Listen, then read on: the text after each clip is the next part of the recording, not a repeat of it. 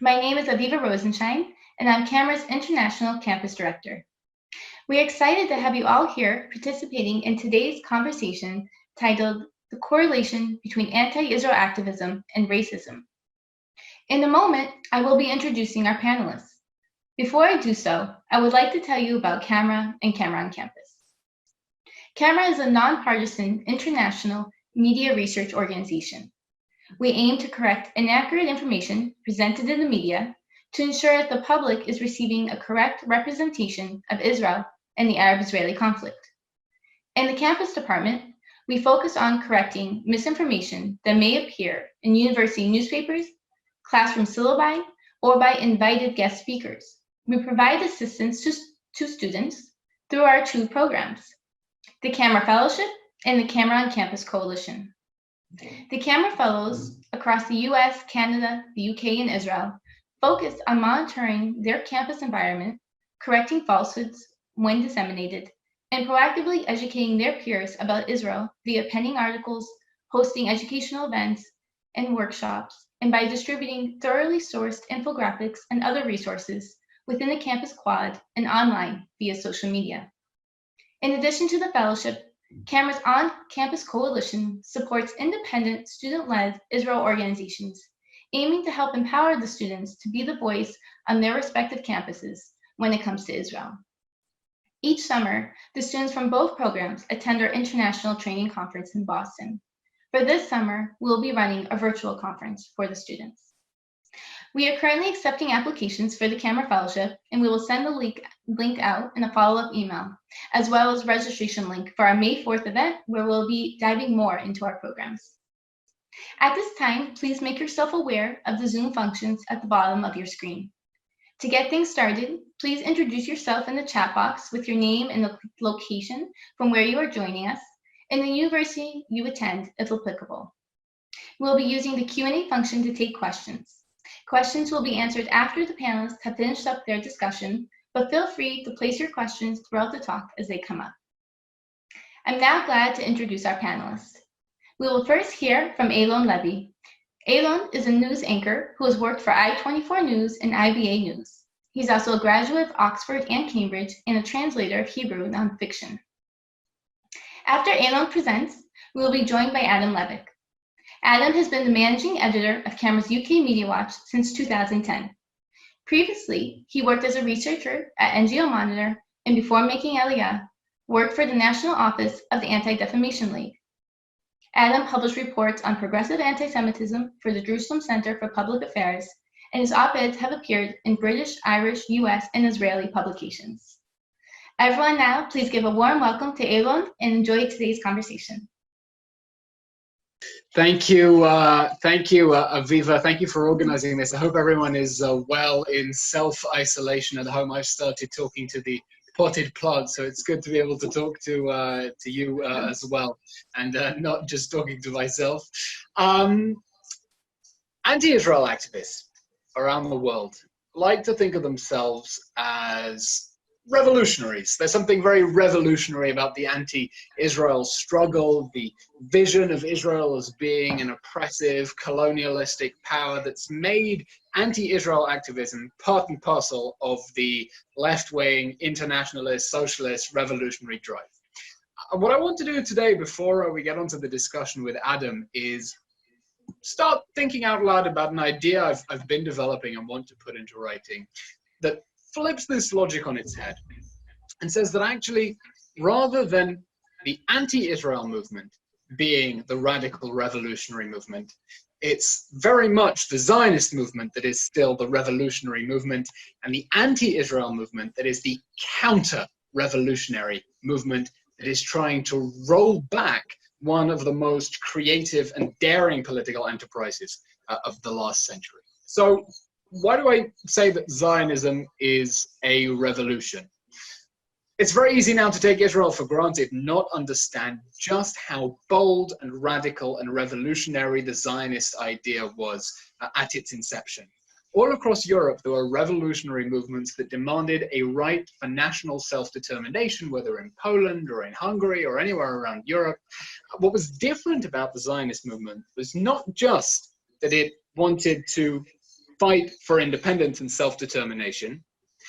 Not just that it wanted that fight for national self-determination to take place overseas, to require everyone to pack up and move and fight for independence overseas, but also largely in the way that it asked Jews to rethink about their national identity, rethink their concepts of community, and take back control as a political unit. Bertrand Russell's History of Western Philosophy, there's a very short chapter on the contribution of Jews to Western philosophy. Very short chapter. And the chapter ends with a sentence that says something like this: "Since the Middle Ages, the Jews have contributed much to civilization as individuals, and nothing as a race." And by a race, he means as a people or a nation.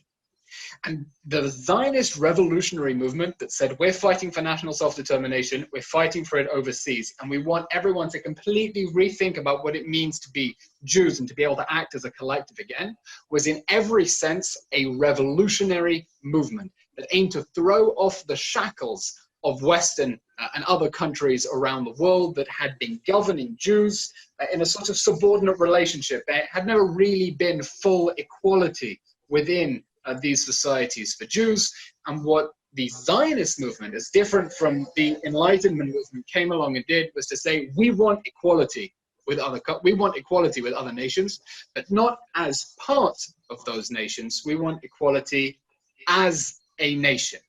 And that made Zionism completely revolutionary. Also revolutionary in that it wasn't just a rebellion against the Gentiles, it was also in large part a rebellion against the Jewish past, against the stranglehold of religion, and everything about it was really revolutionary in a way that I think really should be compared to the French Revolution, even the Iranian Revolution, many other revolutions around the world, in terms of how radical it was.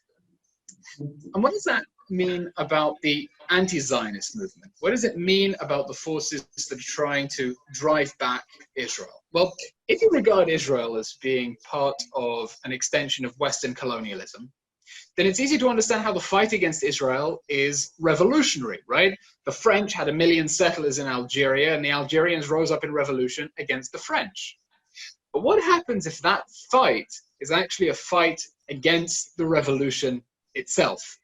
What you then have is a very fascinating development of trying to roll back the achievements of a revolution. And I want to try to understand just how much this makes sense in a historical context, and how much the anti-Israel activism that you might experience on campus fits within that same historical context. You see, after the French Revolution, for example, where the revolutionaries threw off the monarchy, what did the anti-revolutionaries want to do, the counter-revolutionaries? To restore the previous order. They wanted to put the peasants back in their place and reinstall the monarchy. Or think even about the Russian Revolution after that took place and how other countries tried to overthrow the Bolsheviks and restore the ancient order.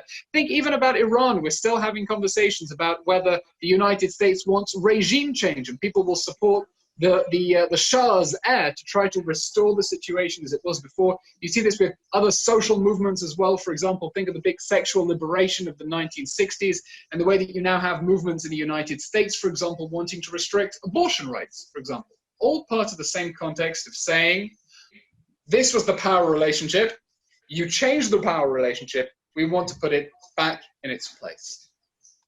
And I think this counter-revolutionary spirit really expresses why anti-Zionism is different from criticism of any mere state, and why it spills over so often into overt anti-Semitism.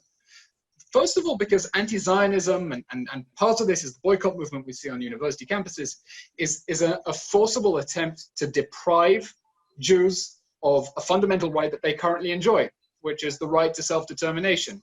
Anti-Zionism is not just sitting back and wondering about, oh, maybe in 1948 people should have made a different decision. It's an active attempt to say Jews should not have the right to self-determine as a people anymore. It's a right they have. It's a right we want to take away from them. The second reason is that it fails to view Jews as political equals. What Zionism tried to do is to say, remember, as I said, we don't want equality within nations, we want equality as a nation, as a separate people. What anti-Zionism tries to do is to, by claiming that Israel has no right to exist by applying pressure in order to pursue that end is an attempt to say, actually, no, we want the Jews to go back to where they were before, namely minorities in other communities, in other cultures, where they will be, as we learn from history, essentially at the whims of stronger powers. But I think the third and most interesting reason is that what anti-Zionism, the counter-revolution, wants to do is to expose Jews to dangers to which they have no solution.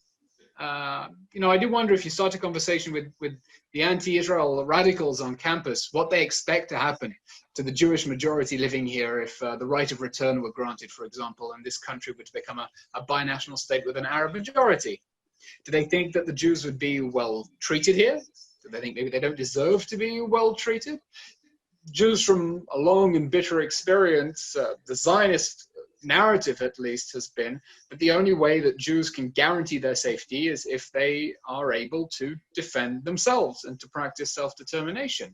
And what the anti-Israel boycott movement and others try to do is to drive that back and say, no, we reject your solution to the problem. And actually, we're not concerned at all about proposing another solution and proposing something else that could make you feel comfortable.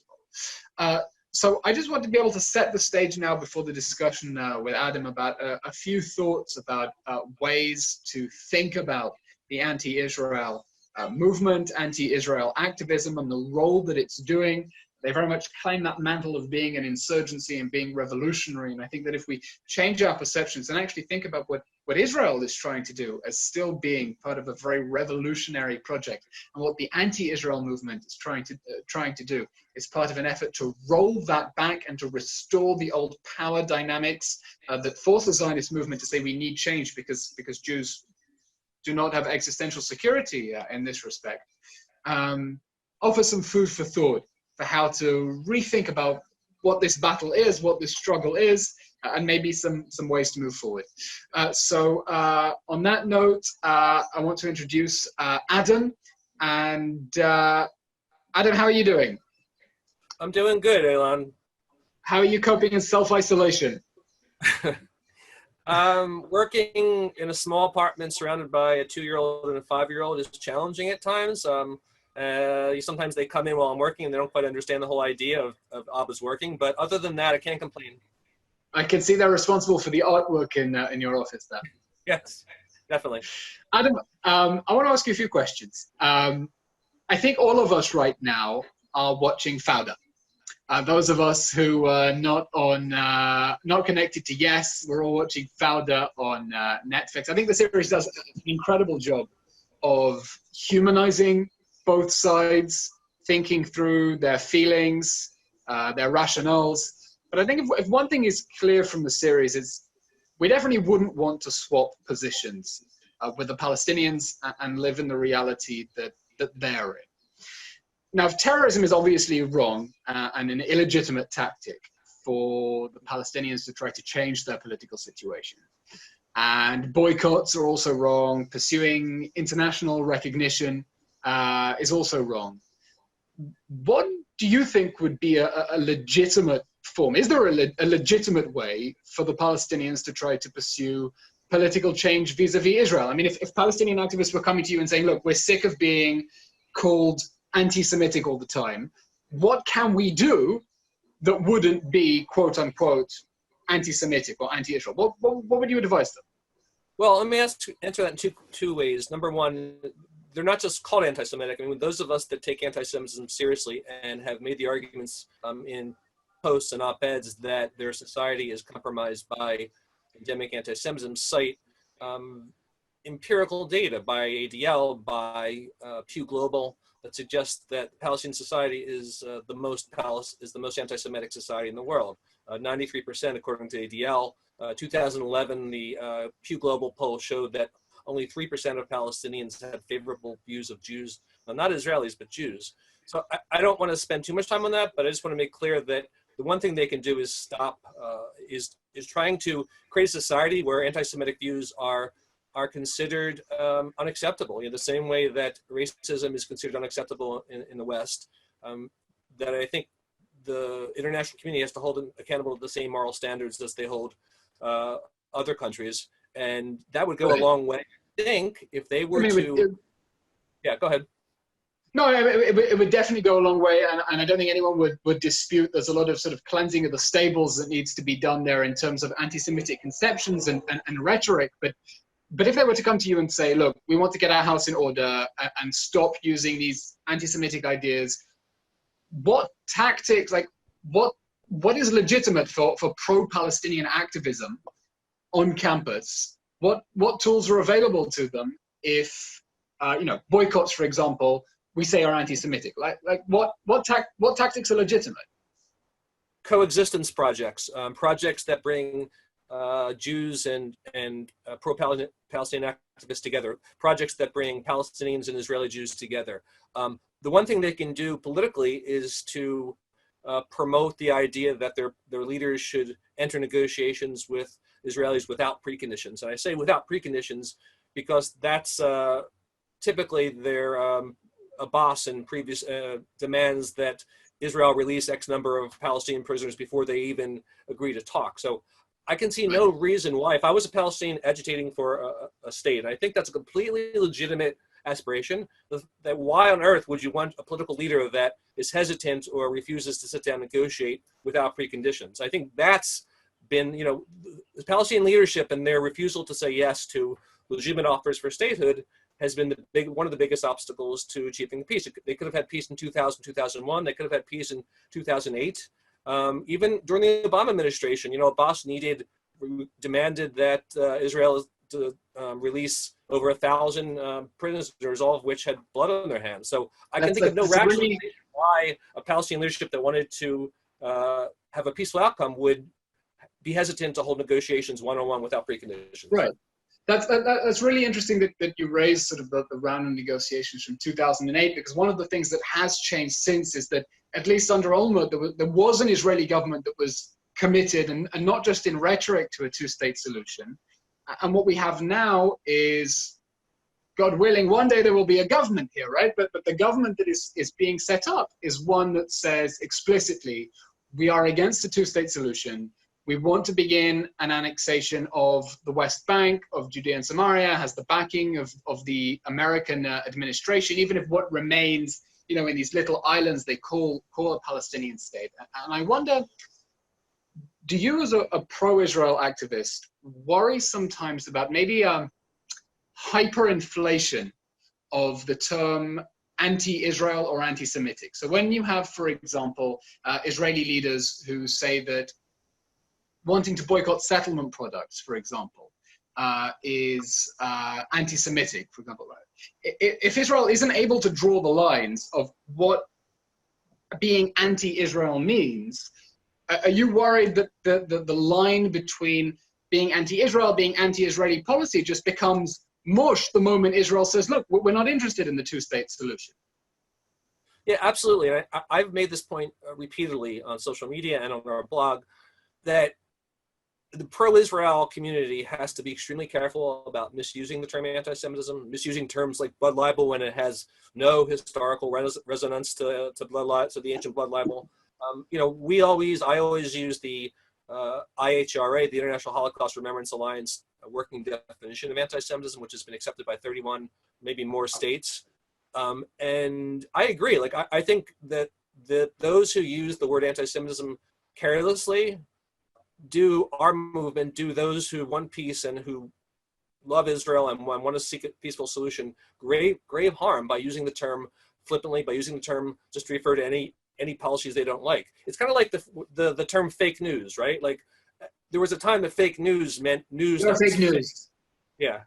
And oftentimes now just means news we don't like, right? So you make a really good point, and I would really urge activists out there to use that term sparingly, and only if it clearly falls within the parameters of the IRA working definition.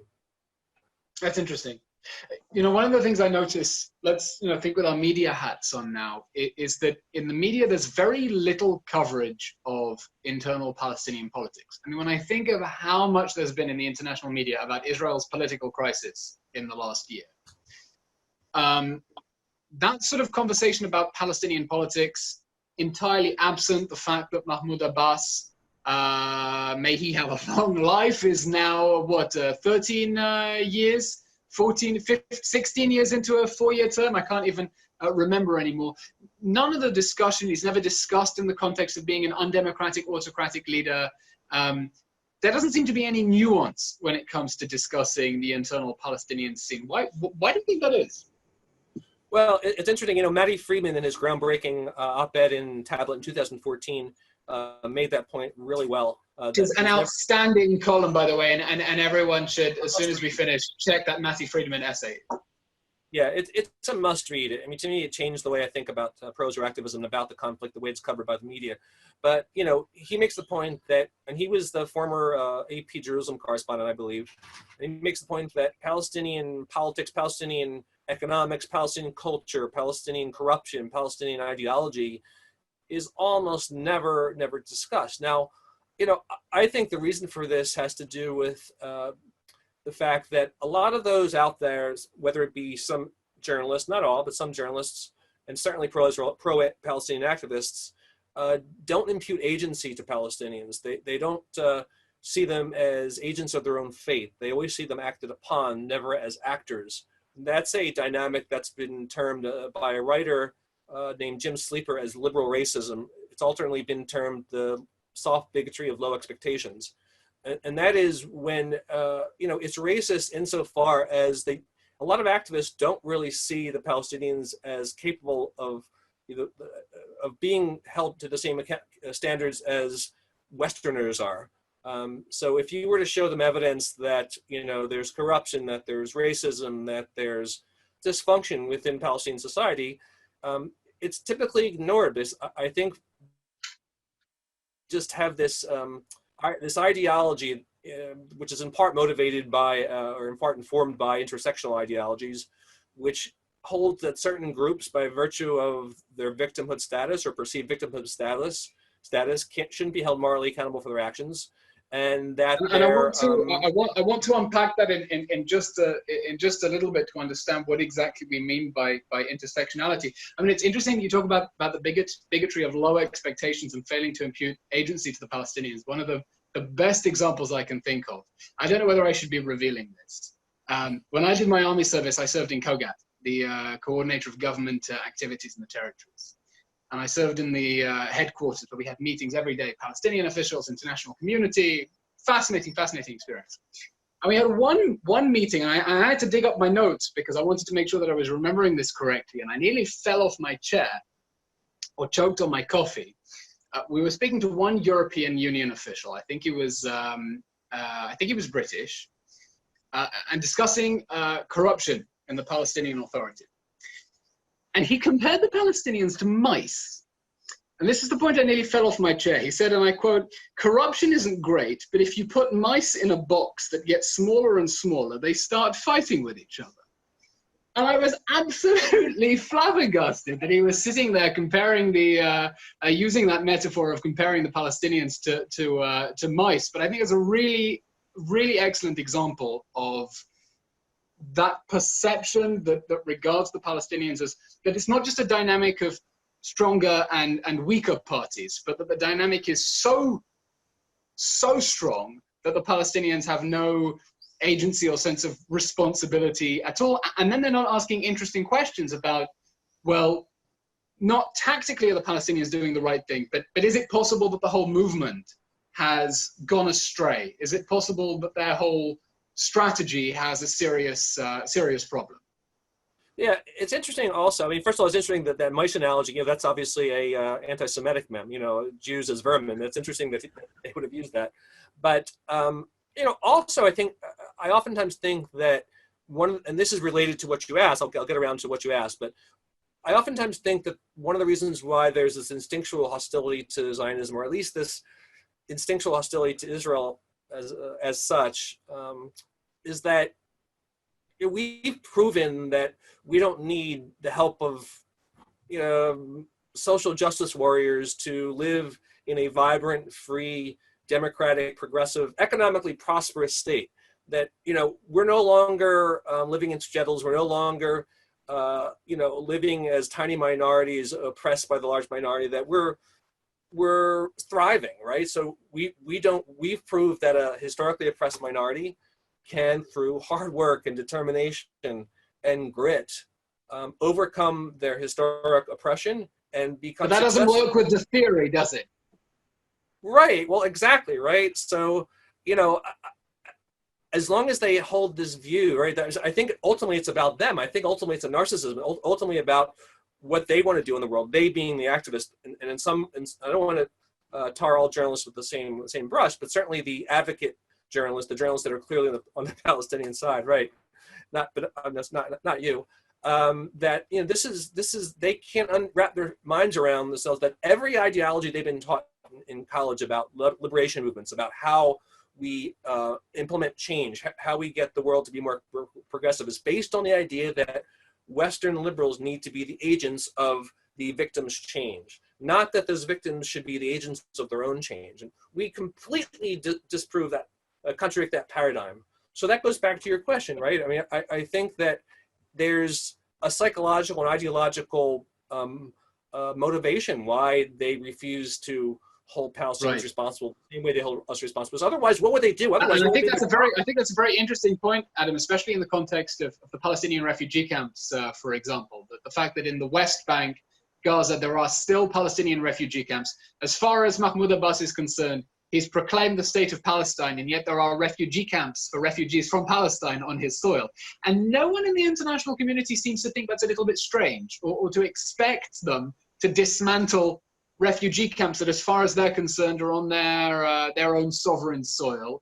None of that serious questioning about ways that they can take their fate into their own hands in constructive ways. Everything seems to go through that very narrow lens of what tactics can they use against Israel rather than how they can actually transform reality. I want to ask you a question before we move on. I see we're running a little bit out of time, and I want to get onto the questions that are beginning to come in from our audience. We've been talking a lot about how the anti-Israel movement needs to be more self-conscious about what exactly it's doing and start questioning its own motives. I want to ask you a question about some of the way that pro-Israel activists see some of the pressure that's applied against Israel. And I want to use one of the terms that's very common on the anti-Israel left, which is not necessarily the anti-Israel left, but within the left, the concept of triggering. Many people, I think, struggle to understand why Israelis get so het up about boycotts and why they believe that these are anti-Semitic. And I think that for many Jews, when they hear boycotts, the immediate word association in their head is the Nazi signs that said, "Don't buy from Jews." We hear boycotts, and even if other people think, oh, this is just a form of consumer boycott, I don't have to buy things that are bad for the environment, or I don't have to buy things if the owner of this company I think is a bad person. They think that consumer boycotts are an entirely legitimate, non-violent form of protest. But we hear boycott and we're immediately triggered because we think back to Nazi Germany, and that's the image it puts in our mind. Do you think that's right? And maybe because of those associations, pro-Israel activists maybe overreact about the extent of the threat? And on the other hand, do you think that the other side fails to understand why they're pressing on such a sensitive point? Yeah, that's a good question. A few things. First of all, I think it's important to note that the IRA working definition doesn't explicitly state that BDS is anti-Semitic. It says that holding Israel to double standards that no other country would be held to is anti-Semitic, but it kind of, is broad enough that it doesn't really, it'll say that comparing Israel to Nazi Germany is anti-Semitic, but it doesn't say that BDS is anti-Semitic. Right. And I think that the pro-Israel community has to be careful to embrace that nuance and to be able to communicate that nuance. But I think that the reason why that it's most in the pro-Israel community, certainly most Jews react to the idea of BDS the way they do, is because, look, people are free to make consumer choices however they wish. If we go into a supermarket and decide not to buy a product from Israel and instead buy a product from Lebanon, that's fine. But we're talking about, you're a political activist and you have limited amount of energy to engage in activism. You look around the world, hell, you look around the Middle East, and you're focusing your efforts in your mind on where the greatest opportunity for, where the greatest injustice is. And the mental thinking that works you to believe that Israel is the most, wickedly malevolent, unjust place in the world, or even in the Middle East, is just profoundly irrational. I mean, you don't have to take our word for it, right? You can, if you peruse the site of Freedom House, the internationally respected human rights organization, Israel is by far the most progressive state in the Middle East. So, you have to ask yourself, if you're an anti-Israel activist, you're choosing to devote a limited amount of activism energy to the state that happens to be the state that is most progressive towards religious minorities, the most progressive towards the LGBT community, the most progressive in terms of political freedoms, civil rights, the rights of the free press. So it's the moral hypocrisy that I think, in addition to the associations with Nazi Germany, the associations with historical anti-Semitism, it's just the profound, I think, indefensible moral hypocrisy of deciding that the only state you're going to boycott is Israel, and that state, just so happens to be the only Jewish state in the world. So I think that's a question that I've never seen any pro-Palestinian activists really answer, is why Israel? They try to answer, but I've never seen a really good answer.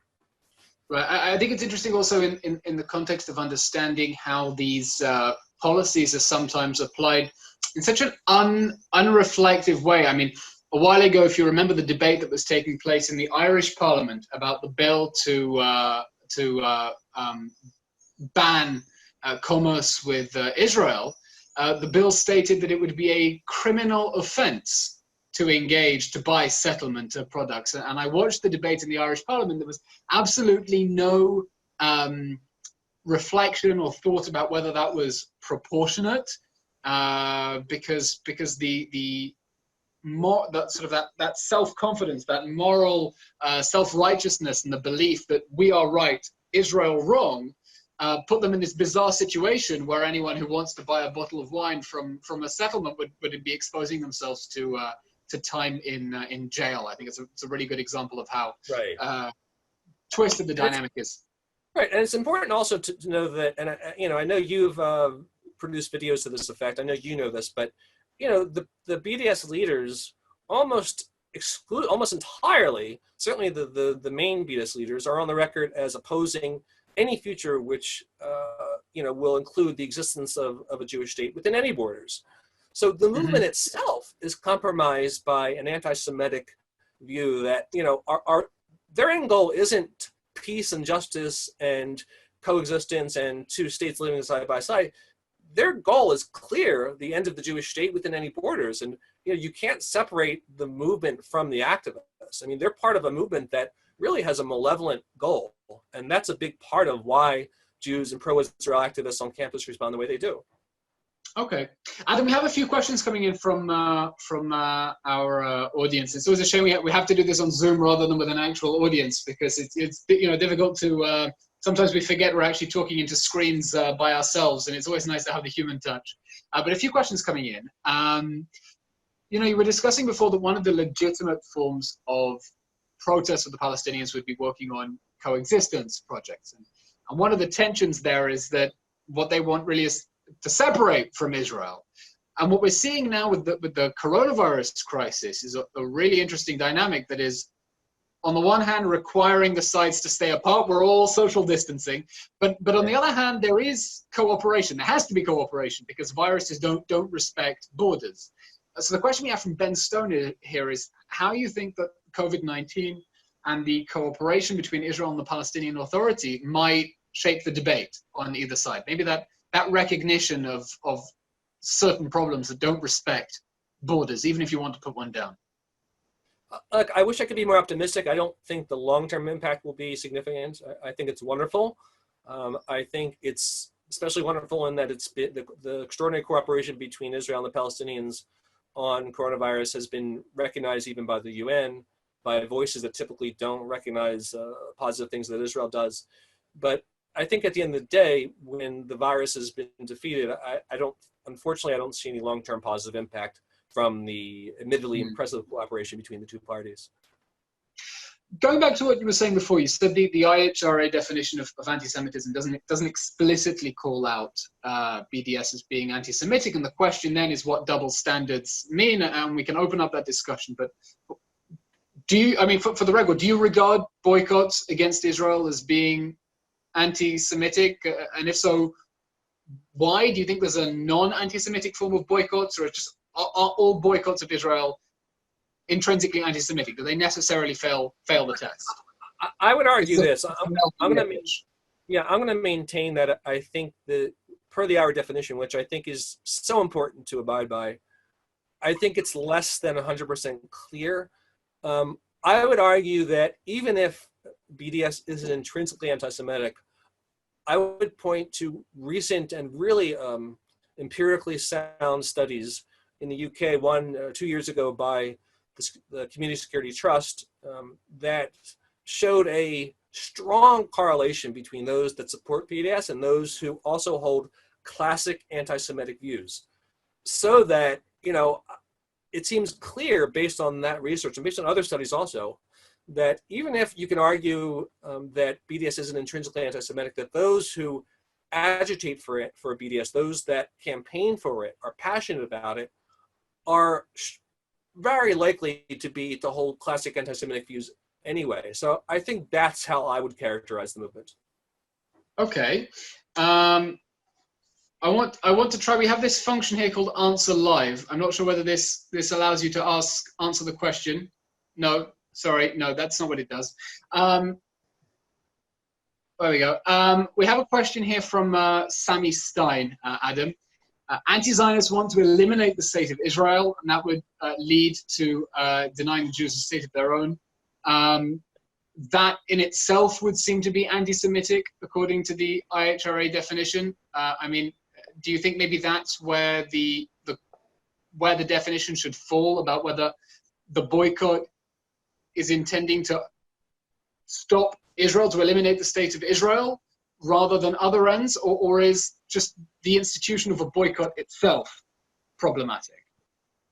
All right, so, you know, that's actually a good point. I mean, even if you were to argue, and I think it's open to debate at least, even if you were to argue that BDS isn't intrinsically anti-Semitic, the fact that, you know, the leaders of the movement do hold views that are considered anti-Semitic by the IHRA working definition, I think is a very strong case that the BDS movement, even if the idea itself falls in a gray area, that the BDS movement as a movement is anti-Semitic, because people like Omar Barghouti have been clear that, you know, he even used the word, his ultimate goal is Israel's euthanasia. He Right. wouldn't countenance the continued existence of a Jewish state within any borders. So I think you have to draw a distinction between ideas, which sometimes can be complicated, and the movement. The BDS movement is clearly anti-Semitic, and I think pro-Israel activists, you know, need to make that point more than the double standard IHRA debate, because I think that's, you know, that's a little more complex. Right. Adam, we have a question coming in here. I want to go back to what you were saying before about intersectionality. It's a term that we hear a lot of. I think we hear it as much as we understand little about it. So to try to clarify, what exactly is intersectional ideology? How does it apply in the case of Israel and complicate matters for pro-Israel activists? Yeah, I mean, intersectionality began as a relatively intuitive idea that... I'm sorry, Adam, I just want to say, just briefly, for everyone watching, please do continue sending questions in on the Q&A. We still have time. We want to hear your questions as well, so keep those questions flooding in. Adam. Yeah, so intersectionality began as a relatively, I think, intuitive idea that the experience of prejudice that, say, a African-American woman experiences would be different than the experience that a white woman experiences, in that the white woman might experience misogyny or sexism, but the African-American woman will experience that on top of racism. So, you know, that's true. That's undeniably true. Yeah, like I said, it's kind of intuitive, I think, right? But, you know, I think others have written about this, but I think it has morphed into an ideology that has embraced an idea where there's a hierarchy of victimhood, arbitrarily determined so that people of color, however sometimes that's arbitrarily determined, have this granted this immutable victimhood status. Those that are considered white, even though those people aren't necessarily sometimes white, are seen as the oppressors. People that are wealthier are lower in the hierarchy than those who are poor. Therefore, then so it takes this hierarchy of victimhood, and it places Jews as non-victims because Jews are seen as white, even though in Israel roughly half of Jews come from a Mizrahi background. The Jews are seen as white. We're seen as rich. And certainly, there's some truth to that, right? I mean, in diaspora communities, Jews tend to do pretty well financially. And so they put us in this box where, by virtue of the fact that we're successful and in their minds, erroneously, but in their minds, white, that, we don't have really much place within intersectional ideologies. How would you recommend pro-Israel activists to go around dealing with this problem, given it's not a question about you make an argument, I'll make an argument that defeats your argument. It's about changing a whole way of thinking. Yeah, look, there's two things. First of all, diversity in itself is a great idea. Having events that are racially diverse and have gender diversity are a great thing. But I think we need to resist arguing with pro-Palestinian activists, accepting their premises. That I don't think we should. I think we need to refute the idea that Jews, that you could determine someone's victim status by virtue of their color, by virtue of their income, by virtue of their power status. I think it is such an unbelievably facile idea. It's so, I think, counter-logical, counterfactual. So I think we make a big mistake if we embrace the intersectional ideology in order to fight it. I think we need to go back to classical liberal and classic civil rights ideas that all men are created equal, right, and are endowed by their creator with certain inalienable rights. The Martin Luther King universalist message is much more morally sound, much more powerful, and ultimately, right, I think much more successful.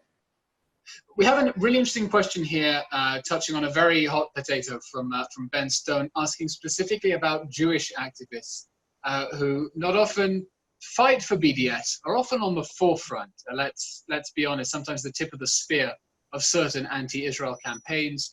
Given what you were saying about, well, it's not 100% watertight, but you think that the boycotts of Israel that are attempting to eliminate the state of Israel are anti-Semitic. How does that apply in the context of Jewish anti-Zionist activists? Are they anti-Semite, self-hating Jews? I mean, I hate that expression, but how do you square that circle? Okay, first of all, I would rarely, if ever, use the term self-hating Jew, because I don't have clairvoyance. I can't get into someone's head and know what's motivating their activism. But I think any activism which has as its objective the end of the only Jewish state in the world is an anti-Semitic movement. So the fact that they're Jewish doesn't make that idea any less so. But having said that, I think we need to be very careful about, I think there's some people within certain pro-Israel movements that really use bad language and talk about self-hating Jews and talk about they're not really Jews. And that's not really for us to determine. Their Jewish identity is their business. However they interpret what their Jewish calling is their business. We shouldn't engage in ad hominem attacks. We should just talk about the fact that the BDS movement, whether it's advocated by a Jew or a non-Jew, has an anti-Semitic end. That is the end of the Jewish state, which per ira is anti-Semitic. Right. We have another interesting question here, specifically about the difference between right-wing and left-wing anti-Semitism. Certainly the anti-Israel is often discussed in the context of far left-wing activism. There is a big problem of far-right anti-Semitism as well that we shouldn't ignore. What do you notice as being the differences between the two types on campus? And I suppose to extend on this question, some people are maybe a little bit uncomfortable with the ways that maybe Netanyahu has, let's say, cozied up to certain unsavory international leaders, whether it's Jair Bolsonaro or Viktor Orban, and regimes where there are serious questions about whether their right-wing populism contains anti-Semitic elements as well. Let me say a couple things. First of all, people are free to criticize Benjamin Netanyahu Unlike what some people say on Go for it. Twitter, no one's right. No one's ever been called anti-Semitic or any, for simply criticizing an Israeli government or an Israeli leader. And you can I think reasonably make the case that he's embraced far-right leaders that make a lot of people uncomfortable. But getting back to the original question, look, I think there are basically three components, three lines of anti-Semitism. There's anti-Semitism from the far left, from the far right, and from the Muslim world. I think anybody who can claim to take anti-Semitism seriously and the fight against anti-Jewish racism seriously must speak out and be vocal against Jew hatred that comes from any of those movements. Anybody that has a hard time calling out one of those three components of anti-Semitism, I think really, you can question whether or not they're motivated by good intentions. But as far as ideologically, I think it's important to remember two things: that right-wing anti-Semitism is still a big problem, and we shouldn't make light of it. But the ideology is interesting in that, right-wing anti-Semites oftentimes take pride in their racism, right? They think that Jews are inferior and that, they're the they're the superior race, and that, they wear it as a badge of honor. The danger from the far left is that they masquerade oftentimes as anti-racist. And I think very often times the media and opinion leaders, commentators, take that at face value, right? And you saw that, I think, with the Corbyn Labour Party anti-Semitism scandal, that, I think there are lots of people within Labour that generally just didn't believe that by virtue of the fact that Jeremy Corbyn was a left-winger, a socialist, an anti-racist, quote unquote, that his it was mother marked conceivable that he might have a racist bone in his body. Right.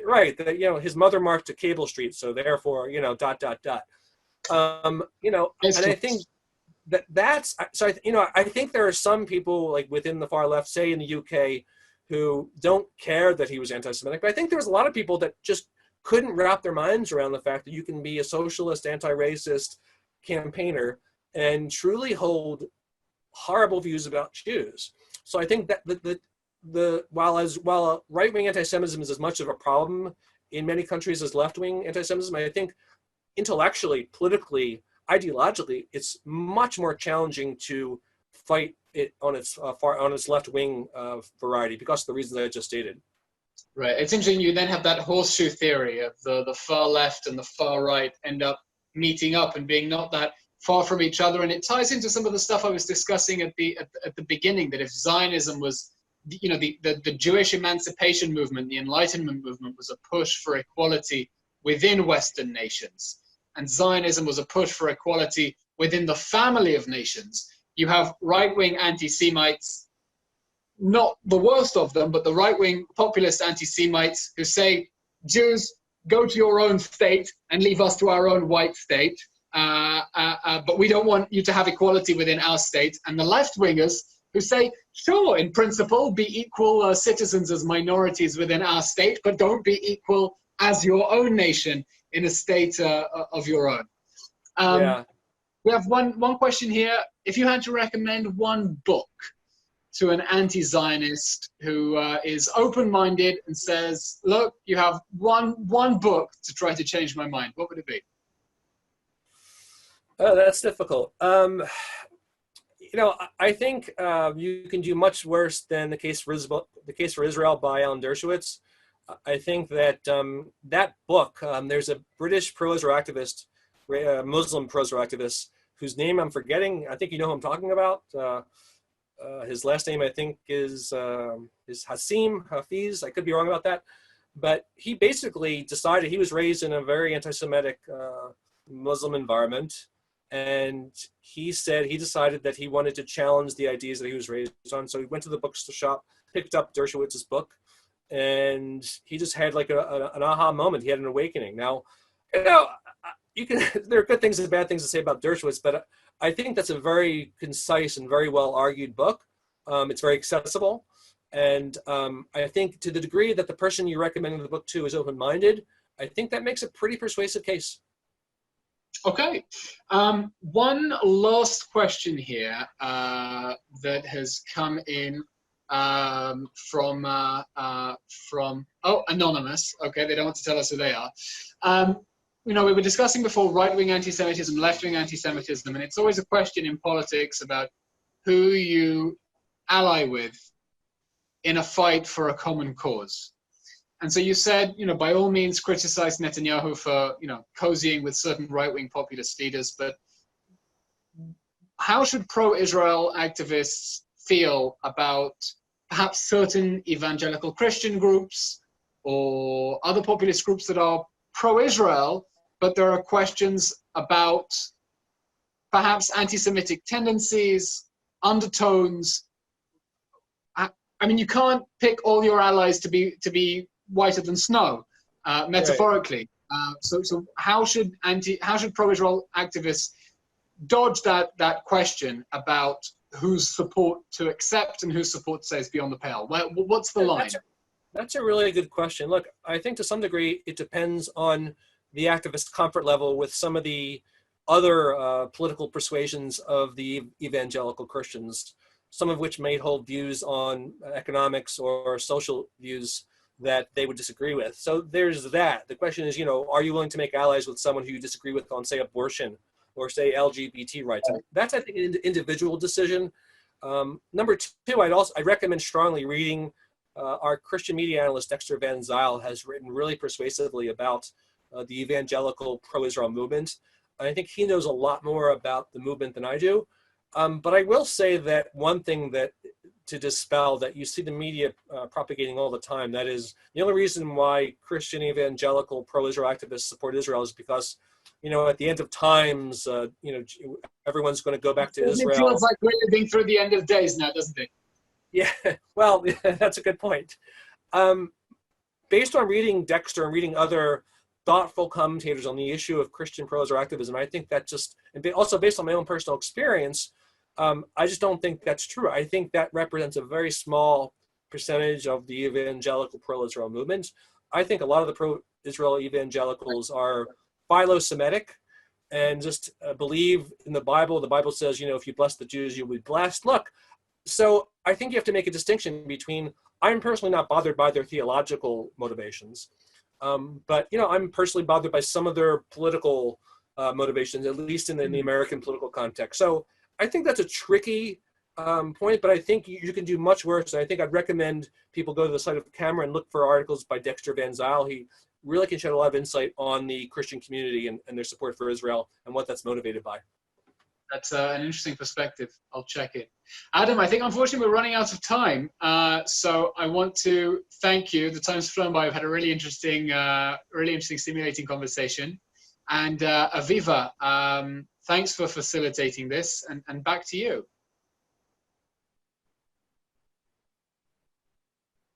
Do we have Aviva on the line? Yes, sorry, I had to unmute myself about that. But thank you, Elon and Adam, for providing us with such a fascinating conversation. To all our guests, thank you for joining in. We greatly appreciate that all of you took the time to be with us today.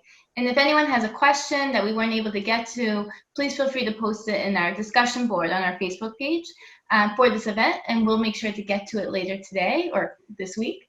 And please make sure to visit our website, CameraOnCampus.org, and follow us on our various social media accounts on Facebook, Twitter, and Instagram to stay updated with our material. Please, everyone, stay safe and healthy, and have a great weekend. Shabbat Shalom. Stay at home. Stay at home. Bye, everyone. Thank you very much. Thank you.